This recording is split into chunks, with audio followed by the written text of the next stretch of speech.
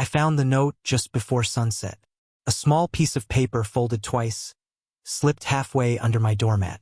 My name wasn't on it, just 5 words written in a calm, elegant hand. Don't ring the bell tonight. For a minute I thought it was a joke. Maybe the mailman dropped it by mistake. Or maybe it was meant for someone else.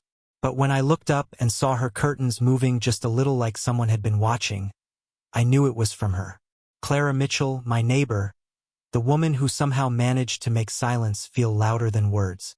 I stood there holding that note, and for some reason my heart started beating faster. I didn't understand why. We'd spoken only a few times, polite greetings, a few shared smiles. The kind neighbors exchanged to stay friendly but distant. Yet, in those short moments, there was something different about her. The way she'd look at me, like she already knew the things I was trying to hide from everyone else. She was 50, maybe a bit older, though I never asked. Tall, graceful, always dressed like she had somewhere important to be. She lived alone in the house next door with a garden too perfect to belong to someone who claimed she wasn't good at keeping things alive. I remember her laugh when she said that, quiet like she was trying not to let too much of herself slip out. I moved into the neighborhood 6 months earlier after my engagement fell apart. I told everyone I needed peace and a fresh start. Truth was, I was just tired of pretending that everything was fine. I worked remotely, fixed my old pickup on weekends, and tried to convince myself I was happy being alone. And then there was her, the quiet neighbor with the kind eyes and the mysterious air. I'd sometimes see her reading on the porch in the evenings. Sunlight caught in her light brown hair, the steam from her cup of tea curling like a secret. We never talked much, just nods, small talk about the weather, a wave across the fence until that note. That night I couldn't focus on anything. I kept glancing out my window toward her house. The light in her living room flickered a few times, then stayed on. I could see her silhouette moving slow, deliberate, like she was pacing. Then she stopped near the window, her head turning toward mine. Even from a distance, I could tell she was looking right at me. I froze, still holding the note. Then, just as suddenly, she drew the curtains. My porch light buzzed in the silence. I waited for what I didn't know. Maybe for her to step outside, maybe for something to happen that would explain all this. But the night went on quietly. I didn't ring her bell. The next morning I saw her again. She was trimming the roses by her fence, dressed in white, her hair tied loosely. When she saw me, she smiled as if nothing had happened. "Morning, Nathan," she said, her voice calm. "You were up late yesterday." "Couldn't sleep," I replied. "Strange night, she murmured, clipping another rose. "Some nights are better left unbothered." I wanted to ask her about the note, about what it meant. But something in her tone told me not to, so I didn't. Instead, I just nodded and walked away. But all day, those 5 words stayed in my head. Don't ring the bell tonight. What did she mean? Why me? And why did it feel like the beginning of something I wasn't ready for, but couldn't stop thinking about? The next evening, I saw her again. But this time, she wasn't trimming roses or reading on her porch. She was standing at my door. When I opened it, she looked different somehow. No makeup, her hair loosely tied, a light blue sweater over her shoulders. The same calm eyes, though eyes that could turn a simple glance into 1,000 questions. "You didn't ring the bell," she said quietly, like it was both a thank you and a test. "You told me not to," I replied. "Good," she whispered. Then she smiled, just a small private smile, and handed me something, a basket. Inside were lemon cookies, still warm. "Peace offering," she said. "For being mysterious." I laughed, but it came out awkward. "You were definitely mysterious." She tilted her head. "I had a reason. I just can't tell you yet." Then she looked past me into my house and her expression softened. "You live simply," she said. "That's rare these days. That's one way to say boring." I joked. "No," she said, her tone serious now. "It's peaceful." There was a pause, that kind of silence that feels like it's saying more than words ever could. I felt it again, that strange pull toward her, something gentle but heavy. "Would you like to come in?" I asked finally. She looked at me for a long moment as if weighing something unseen. Then she shook her head. Not tonight, she said. But soon, and she left just like that after she was gone. The smell of lemon and vanilla lingered in my kitchen. I sat there staring at the basket, wondering what she wasn't telling me. Over the next few days, I noticed her more than ever. The way she waved to the mailman.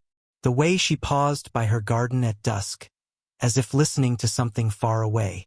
She was graceful but distant, like someone who'd already lived through too many stories. Then one afternoon, I saw her talking to a man in a dark suit near her gate. He was older, tall, serious. Their conversation looked tense. She folded her arms, said something sharp, and he turned away quickly, walking back to a black car. Before getting in, he looked at me. Just a quick glance, but it felt like a warning. That night, I found her sitting on her porch, staring at the same black car parked a few houses down. I walked over slowly. That guy seemed upset, I said. She didn't answer right away. Then, without looking at me, she said, "He's my ex-husband." A pause. "He doesn't like letting go." I didn't know what to say, so I just sat next to her. The air was cool, carrying the scent of jasmine from her garden. "Did you ever love him?" I asked before I could stop myself. She smiled faintly. "Once, a long time ago. But love isn't always enough when people start changing in different directions." We sat there for a while in silence until she turned to me and said, "You remind me of how I used to be before everything became complicated." "And how was that?" I asked. She looked at me then. Really looked the way she did that first night. "Hopeful," she said softly. I don't know why, but those words stayed with me all night. Hopeful. I hadn't thought of myself that way in years. The next morning, there was another note on my porch. This time, tucked neatly under a mug of coffee. "If you're free this evening, come by after sunset. Don't bring flowers. Bring honesty." I must have read that line 10 times. Bring honesty. I didn't even know what she meant, but I knew I'd go because somehow in just a few days, that quiet woman next door had pulled me into her world. A world that felt dangerous, beautiful, and real in ways my own life hadn't felt in a long, long time. When I walked up to her porch that evening, the sun was setting behind the trees, and her house looked different, softer. Somehow, glowing in gold light and shadow. The note had said after sunset, but I was early. Maybe I wanted to be. The door was half open. I knocked lightly. "It's open," she called from inside. Her voice was calm, steady, but something in it felt heavier tonight. She was in the kitchen pouring tea into 2 mugs. No makeup again, her hair loose around her shoulders. The same blue sweater, but this time her sleeves were rolled up. "You're early," she said without looking up. "Couldn't wait," I admitted. That made her pause.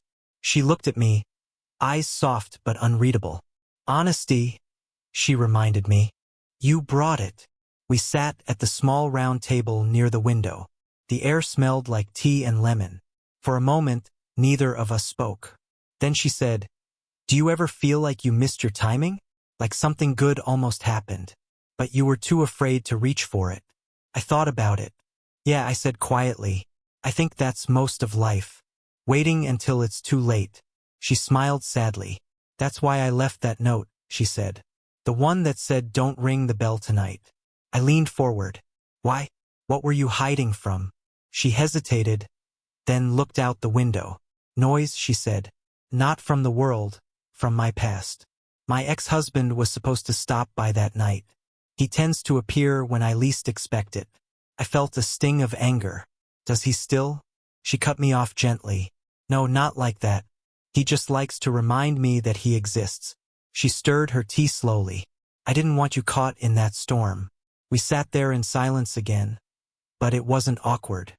There was something grounding about being near her, like every word mattered, even the ones left unsaid. I wanted to tell her I'd stay anyway, that I didn't care who came knocking. But instead, I asked, "Why me? Why did you even leave a note at all?" She looked at me for a long time, her eyes tracing my face like she was deciding whether I could handle the truth. Then she said quietly, "Because you remind me that I'm still alive." That stopped me cold. "I don't understand," I said. She smiled and her hand brushed mine. Not by accident this time. You're young, yes, but not naive. You see things people your age usually ignore. You listen. For a moment, her thumb lingered on my hand, and the room felt smaller, warmer, alive. Then she withdrew it and said softly, "But this can't mean anything. You know that, right?" I tried to smile. "I'm not sure I do." She stood, walking to the window, her reflection mixing with the fading light. "You think I'm strong, don't you?" she said, "but most days I'm just pretending." Something inside me cracked a little. Hearing that, I went to stand beside her, close enough to feel the heat from her skin. "You don't have to pretend with me," I said quietly. She turned then, and for the first time she looked vulnerable. Not the composed neighbor, not the elegant CEO type she sometimes seemed to be, but just her. "I don't want to hurt you," she whispered. "Then don't," I said. Her eyes glistened, but she smiled. "You make it sound easy." That night ended with a silence that wasn't empty. It was charged like something unspoken had passed between us. When I left, she didn't stop me. But as I reached the gate, she called after me. "You can ring the bell tomorrow," she said, "if you still want to." And as I walked back home, my heart beating too fast, I knew I would. Whatever she was running from or toward, I wanted to be there when she decided to face it. The next evening, I stood at her gate again. This time, there was no note, no hesitation, just the quiet hum of crickets and the faint glow from her kitchen window. I rang the bell once, and before I could even lower my hand, she opened the door. "You're punctual," she said, lips curling in a half-smile. "You told me I could ring tonight," I said. "I keep my promises." She stepped aside and I walked in. The house smelled different. Cinnamon, vanilla, and something faintly floral. A candle burned on the counter. "You're cooking?" I asked, surprised. She chuckled softly, trying. "I figured you deserved a proper meal after all my cryptic notes." Her humor made the air feel lighter. But under it there was something else. Tension. Unspoken but alive. She moved gracefully between the stove and the table. Her sleeves rolled, her hair pinned up loosely. The faint glint of her necklace caught my eye as she leaned forward. I caught myself staring and she noticed. "You look like you want to say something," she said, raising an eyebrow. I don't know how you do it," I said. "How you make this." I gestured around the cozy kitchen. "Feel like peace." She smiled, but her eyes softened. "You should know peace is expensive. Took me years to buy it." We ate by the window, the last streaks of daylight fading behind us. She poured me wine and the conversation drifted. From music to travel to small things that made life worth living. Every time she laughed, it felt like I'd won something. But halfway through the meal, I noticed her glance at her phone. Once, then again, her smile dimmed. "Is everything okay?" I asked. She hesitated. "It's nothing," she said, then sighed. "Actually, that's not true. My ex-husband texted. He's in town again." Something in me tightened. "Does he bother you?" "He used to. Now I'm just tired." She said he doesn't understand that what's gone is gone. Some people can't stand being forgotten. I didn't know what to say. I just nodded. And after a pause, I said quietly, "Then remember this instead. You're not alone anymore." That made her look at me. "Really? Look." Her eyes glistened a little. Then she whispered, "You shouldn't say things like that." "Why not?" I asked. "Because I might start believing you." For a long moment, neither of us moved. The air between us thickened with something that wasn't just attraction. It was trust, raw and fragile. Then the power flickered once, twice, and the room dimmed. She laughed quietly. "Old wiring. This house has a mind of its own." When the lights came back, she was standing closer than before. "You're a good man, you know that," she said softly. "I'm just here," I said. "And that's rare enough." She brushed her fingers against mine as she reached for the wine bottle. The touch was brief but electric. Her hand lingered a second longer than necessary. "You should go soon," she murmured. "It's getting late."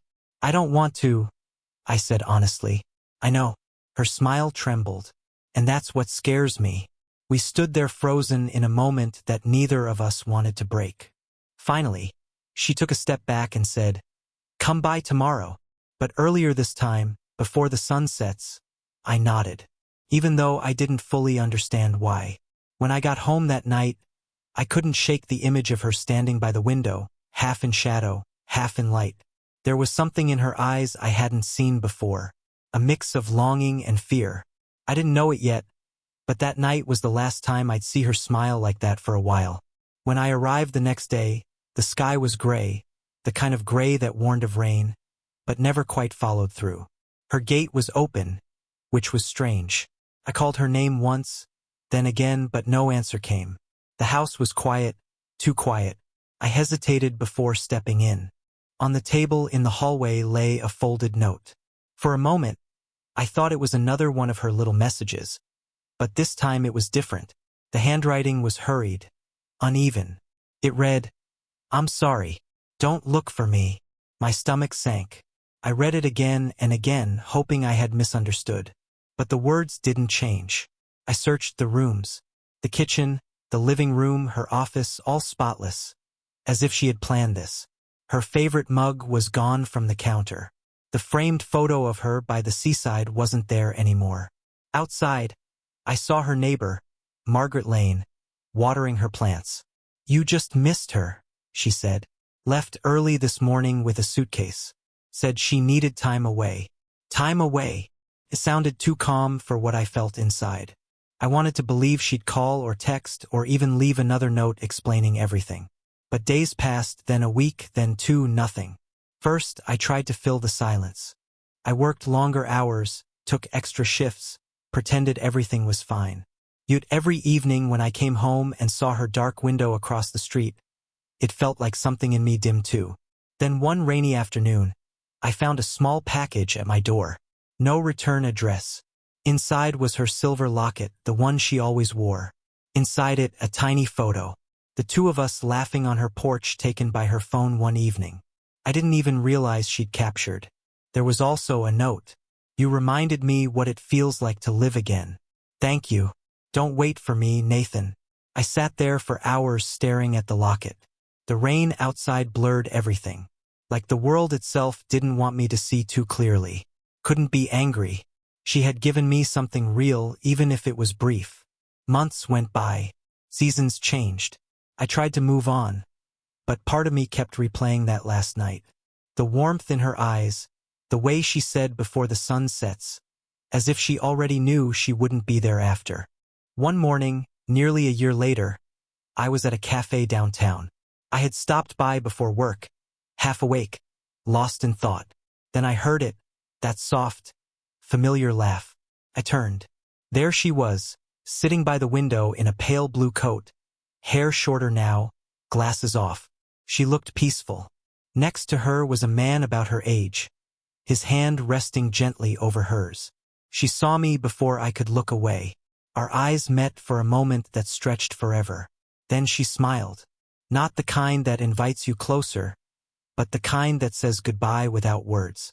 I nodded, barely managing a smile in return. She looked down again, whispering something to the man beside her. When I left the cafe, I didn't look back. The air outside was cool, the city alive in its usual indifferent rhythm.